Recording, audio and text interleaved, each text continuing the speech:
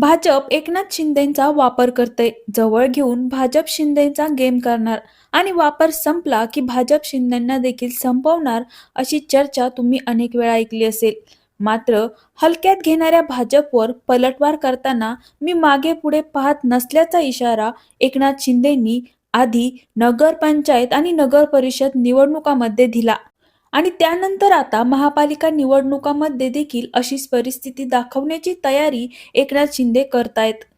आणि याचं कारण ठरलंय ते काल घडलेल्या घडामोडी.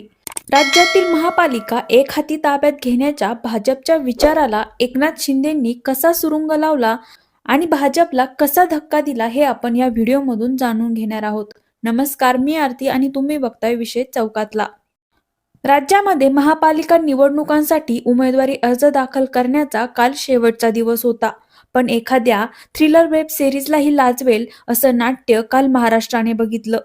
नाशिकमध्ये भाजपच्या कार्यकर्त्यांनी भाजप नेत्यांच्याच गाड्यांचा पाठलाग केला. हा पाठलाग का केला तर नेत्यांच्या गाड्यामध्ये उमेदवारीसाठी लागणारे एबी फॉर्म होते. निष्ठावंतांना डावलून अगदी काल परवा आलेल्या लोकांना आमचे नेते उमेदवारी देत असल्याचा आरोप भाजपच्या या कार्यकर्त्यांनी केला. तर दुसरीकडे छत्रपती संभाजीनगरमध्ये पक्षाकडून अपेक्षाभंग झाल्यानंतर एका उमेदवाराने चक्क स्वतःच्या जीवाचं बरं वाईट करण्याचा इशारा दिला. पुण्यामध्ये तर एक विचित्रच घटना घडली. एक महिला उमेदवाराचा फॉर्म चोरीला गेला आणि ती महिला ढाय मोकळून रडू लागली. निवडणुकीमध्ये हा सगळा प्रकार सुरू असताना गृहीत धरणाऱ्या भाजपला एकनाथ शिंदेंनी 1-2 नव्हे तर तब्बल 15 शहरांमध्ये दणका दिलाय. केंद्रात सत्ता, राज्यात देखील मुख्यमंत्री आणि सगळ्याच पक्षातून जोरदार इन्कमिंग, याच्यामुळे स्थानिक पातळीवर झालेली नेत्यांची गर्दी, या सगळ्यामुळे जागा वाटपात भाजपचा ओरा काहीसा वेगळाच होता. आम्ही देणार तेवढ्या जागा तुम्ही घ्यायच्या, अशी भाजपची शिंदेच्या शिवसेनेकडून असलेली अपेक्षा. पण बार्गेनिंगमध्ये मागे राहतील ते एकनाथ शिंदे कसले. काल जागा वाटपाच्या अखेरच्या दिवशीही भाजपने खेळवट ठेवल्यामुळे शिंदेचा एक एक शिलेदार मीडियासमोर येऊ लागला आणि बघता बघता 15 शहरांमध्ये युती तोडल्याची घोषणा केली. पुण्यासह महाराष्ट्रातील महत्त्वाच्या शहरांमध्ये भाजप विरोधात एकनाथ शिंदेंनी कसं बंड पुकारलं, हे आपण जाणून घेऊया. पवार काका पुतण्याच्या राजकीय खेळीमुळे गाजत असलेल्या पुणे शहरात काल उमेदवारी अर्ज दाखल करण्याचा शेवटचा दिवस झाला. एकनाथ शिंदेंची शिवसेना ही एकंदरीत 25 जागेच्या मागणीवरती ठाम होती, तर भाजपने अवघे 15 ते 17 जागा सोडण्याची भूमिका कायम ठेवली. भाजपकडून सन्मानाने जागा मिळत नसल्यामुळे पुणे शहरात भाजप आणि शिवसेना युती होणार नसून शिवसेना सगळ्याच जागावरती निवडणूक लढवणार, अशी गर्जना शिंदेच्या शिवसेनेचे शहराध्यक्ष नाना बानगिरे यांनी केली. तसंच 80 उमेदवारांना एबी फॉर्म देखील देऊन टाकण्यात आले.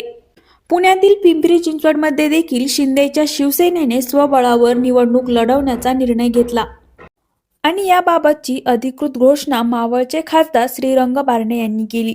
भाजपचे शहराध्यक्ष व प्रचार प्रमुख आमदार शंकर जगताप यांच्यासोबत आमची बैठक झाली होती. मात्र या बैठकीत शिवसेनेकडून भाजपसमोर 29 जागाचा प्रस्ताव ठेवण्यात आला. भाजपकडून हा आकडा आधी 16, त्यानंतर 13 आणि शेवटी 10 जागेवरती आणण्यात आला. थेट 29 जागावरून 10 जागावर येण्याचा भाजपचा प्रस्ताव शिवसेनेला मान्य नसल्यामुळे इथून आम्ही माघार घेत आहोत, असं बारणे यांनी जाहीर केलं. पुणे आणि पिंपरी चिंचवडमध्ये युती तुटल्यानंतर नाशिकमध्ये देखील काही वेगळी स्थिती नव्हती. नाशिकमध्ये भाजपला बाजूला ठेवून चक्क दादा आणि भाई एकत्र आले. मी हे शहर दत्तक घेतोय, असं काही वर्षापूर्वी मुख्यमंत्री देवेंद्र फडणवीस म्हणाले होते. मात्र मुख्यमंत्र्याच्या या आवडत्या शहरातही भाजप शिवसेनेची युती होऊ शकली नाही. नाशिक महापालिकेसाठी भाजप, शिवसेना आणि राष्ट्रवादीच्या नेत्यांनी एकत्रित येत जागा वाटपासाठी बैठका सुरू केल्या होत्या. शिंदे सेनेनं 45 तर राष्ट्रवादीने 30 जागांची मागणी केली होती. परंतु या मागणीनंतर भाजपने मित्रपक्षांसोबत जी चर्चा सुरू होती ती थांबवली. त्यानंतर काही घडामोडी घडल्या आणि भाजपला बाजूला ठेवत नाशिकमध्ये चक्क एकनाथ शिंदे आणि अजित पवार हे एकत्र आले. या दोन्ही पक्षाच्या नेत्यांनी पत्रकार परिषद घेऊन भाजपवर टीका केली. केंद्रात व राज्यात महायुती सरकार असल्याने महापालिका निवडणुकामध्ये देखील महायुती म्हणून निवडणूक लढवण्याचा निर्णय घेण्यात आला वरिष्ठांच्या सूचनेनुसार चर्चाही झाली. पण 2 वेळेच्या चर्चेनंतर भाजपकडून आम्हाला काही प्रतिसाद मिळाला नाही. भाजपने आम्हाला वेटिंगवर ठेवलं. आम्ही विश्वास ठेवून भाजप सोबत गेलो, परंतु मोठ्या भावाकडून दुरावा आला, असा आरोप शिवसेना आणि राष्ट्रवादीच्या नेत्यांकडून करण्यात आला. संभाजीनगरमध्ये मंत्री शिरसाट भाजपवर संतापले. भाजपने आम्हाला गाफील ठेवलं, आम्हाला खेळवण्याचा प्रयत्न केला आणि अंधारात ठेवून चक्क मुलाखती घेतल्या. आमची पळापळ होईल असं भाजपला वाटत होतं, असा घणाघाती आरोप छत्रपती संभाजीनगरमध्ये शिवसेनेचे मंत्री संजय शिरसाट यांनी केला. आम्ही विश्वास ठेवणारे, पण त्यांनी विश्वासघात केला, असं म्हणत शिरसाट यांनी संभाजीनगरमध्ये देखील शिवसेना आणि भाजप युती तोडल्याची घोषणा केली.